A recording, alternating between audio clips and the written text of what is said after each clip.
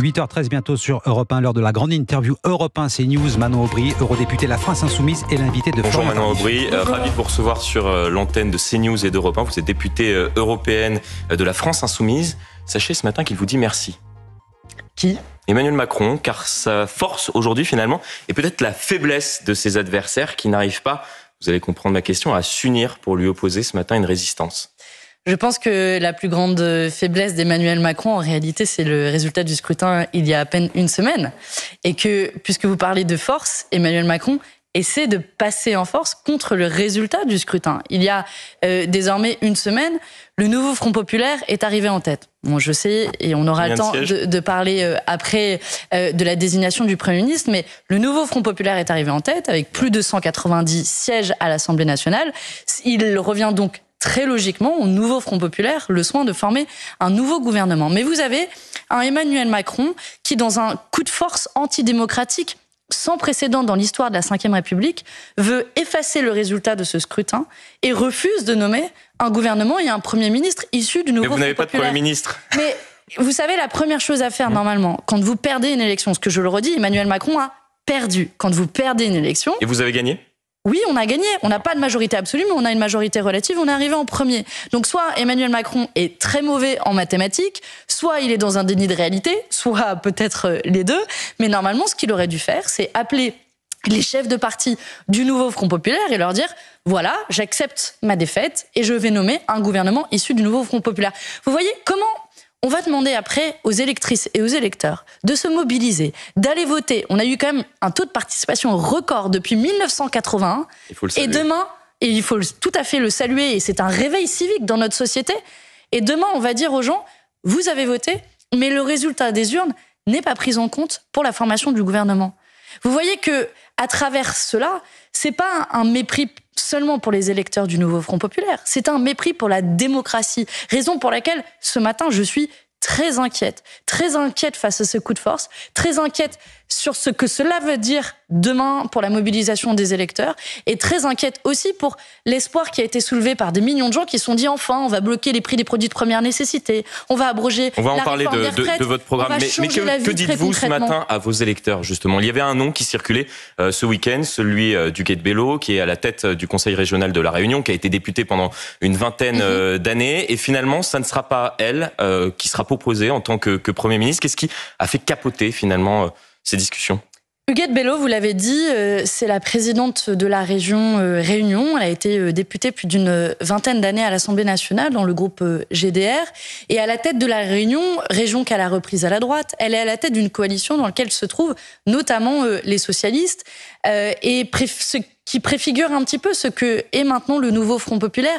Et puis, Huguette Bello, c'est aussi une grande dame. Ça aurait été la première fois qu'une première ministre issue des Outre-mer, racisée, une femme qui est à la pointe du combat féministe, antiraciste, aurait été première ministre et je crois aurait appliqué avec beaucoup de vigueur et beaucoup de fermeté le programme du nouveau Front Populaire. Très bien, mais vous ne répondez pas à la question. Est-ce qu'il y a un problème avec les socialistes notamment ? Parce qu'elle n'est pas forcément connue du grand public et je pense, et je veux dire à quel point pour nous, pour moi, elle aurait été une première ministre qui fait honneur à ce programme du nouveau Front Populaire.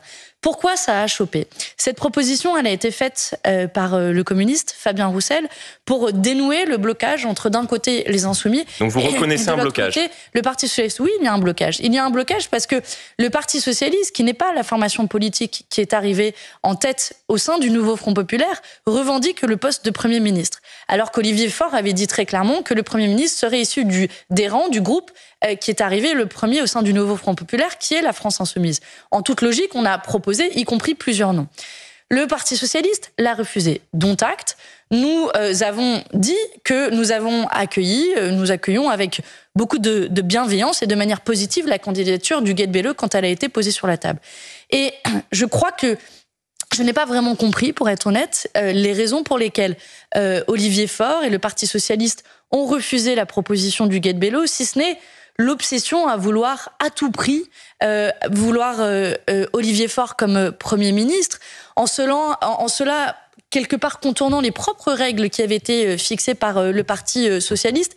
Et je vous le dis, je le regrette. Parce que je pense, ce matin, à ces millions d'électrices et d'électeurs qui ont voté pour le nouveau Front Populaire, avec beaucoup d'attentes, beaucoup d'espoir, et qui se disent Mais ce matin-là, est-ce que vous êtes à la hauteur de la confiance que l'on a mise? Vous estimez que, vous êtes toujours sur CNews et Europe 1 en direct, est-ce que vous estimez qu'aujourd'hui, le nouveau Front Populaire n'est pas à la hauteur justement de ces millions d'électeurs qui ont voté pour vous, pour lesquels vous avez peut-être suscité un espoir? Je comprends l'impatience des électrices et des électeurs. Je veux leur dire que l'on a tout fait. Sandrine Rousseau, l'une de vos collègues, estime qu'elle a honte de ce qui se passe, de l'image que vous renvoyez ce matin. J'irai pas jusque-là, parce que, vous savez, les négociateurs ont passé des heures entières à négocier, et dans d'autres pays, souvent, ça prend des mois de former une coalition. Nous n'avons pas ces mois-là, en France, dans le cas de la France, et je souhaite que donc il y aura un Premier ministre quand, le plus de votre rapidement côté possible.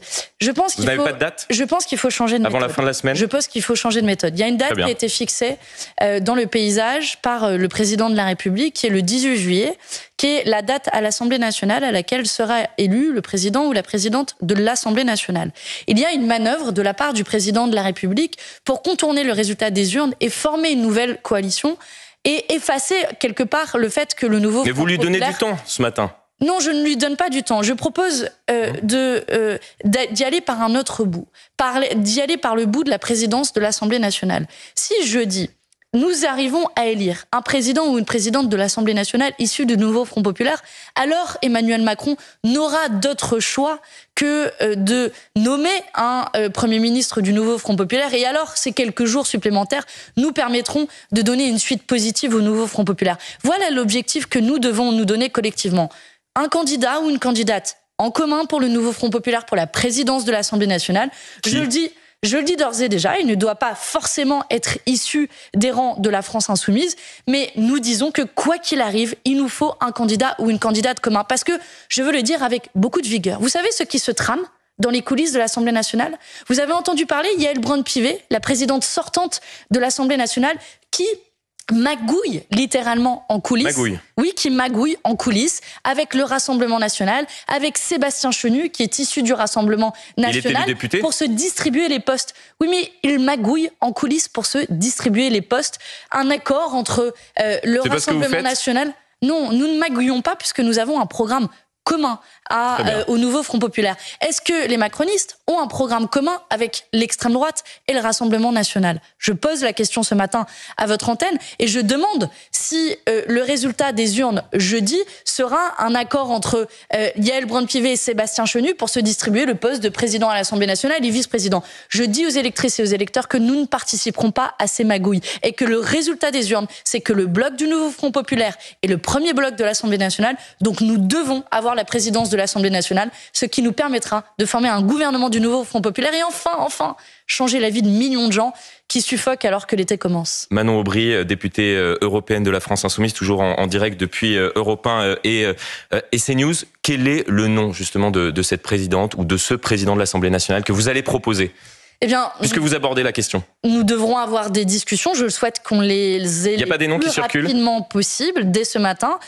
Non, il n'y a pas de nom qui circule à cette heure-ci. J'ai confiance sur le fait qu'on puisse se mettre d'accord. J'ai confiance sur le fait que ça permette de dénouer les blocages suivants, notamment sur le poste de Premier ministre. Et en y allant de cette manière-là, par méthode et par étapes, et les étapes qui nous sont fixées par le calendrier parlementaire, alors on pourra donner un horizon positif. J'imagine que vous avez suivi, Manon Aubry, l'actualité internationale. Le président américain Donald Trump a été victime ce week-end d'une tentative d'assassinat. Joe Biden a condamné la violence politique. Vu ce qui se passe dans notre pays, l'état du débat politique, est-ce que vous ne craignez pas finalement qu'une telle chose ne se produise également en France ? D'abord, ce sont évidemment des images choquantes. Donald Trump a été touché, mais il y a aussi eu un mort, et c'est d'abord à la famille de cette personne que je veux penser ce matin. Ensuite, pour en revenir à votre question, j'espère que ce climat de tension et de violence ne sera pas aussi fort en France, déjà pour une simple raison. Est-ce qu'il ne l'est pas déjà? Lorsque l'on voit la stratégie, par exemple, de la conflictualité prônée par Jean-Luc Mélenchon, est-ce qu'il n'y a pas déjà au sein du débat public? Vous êtes à deux doigts de dire que la France insoumise serait responsable d'un coup de feu aux États-Unis? Pas du tout. Ce n'est pas du tout ce que je suis en train de dire. Je pense que vous caricaturez, mais non, sur l'état du débat en politique. On parlait de ce qui s'est passé. On parlait de ce qui s'est passé aux États-Unis et en 30 secondes, vous êtes arrivé à est-ce que la France insoumise ne serait pas responsable du niveau de conflictualité. Donc, ce sont deux pays différents. Ça ne vous a pas échappé.